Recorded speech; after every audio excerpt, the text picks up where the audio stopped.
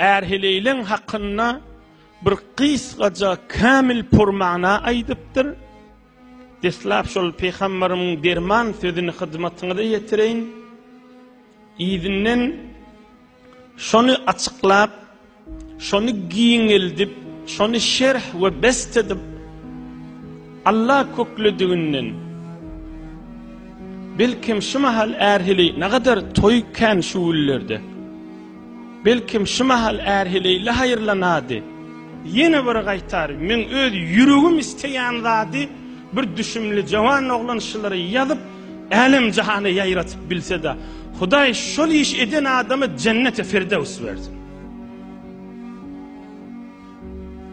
Geleyli Resulullah aleyhissalatu vesselam hutbe-i şerifesinde Arafat meydanında zinanalyň hakyna tapşyrypdyr. Bir neçe gurrunlara geçen hefte Peygamberimiziň gurrun geçti.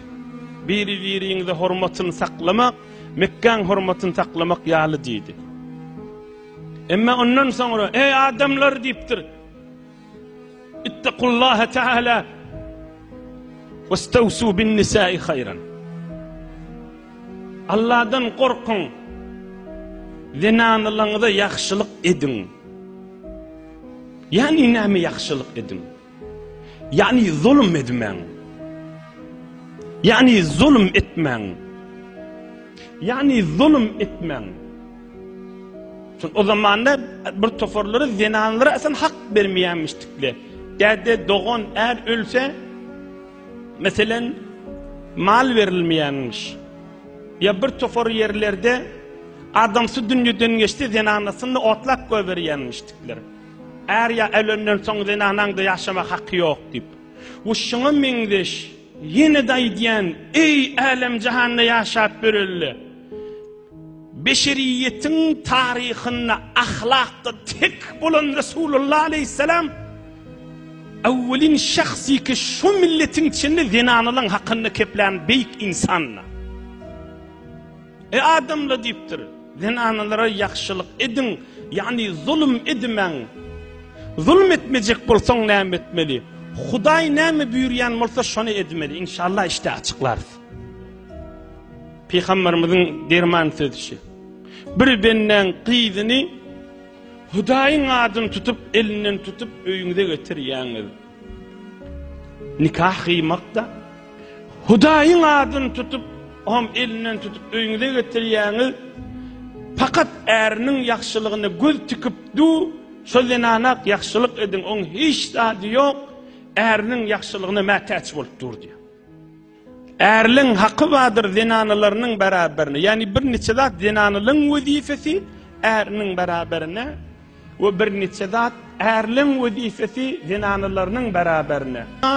Erhili nikahda nikahdan öňçe ene däde ýok bolsa dogon ağa, ýok bolsa bir owaň ýaşulsy, bir owaň ahuny nikahdan öňçe terbiýet bermeli.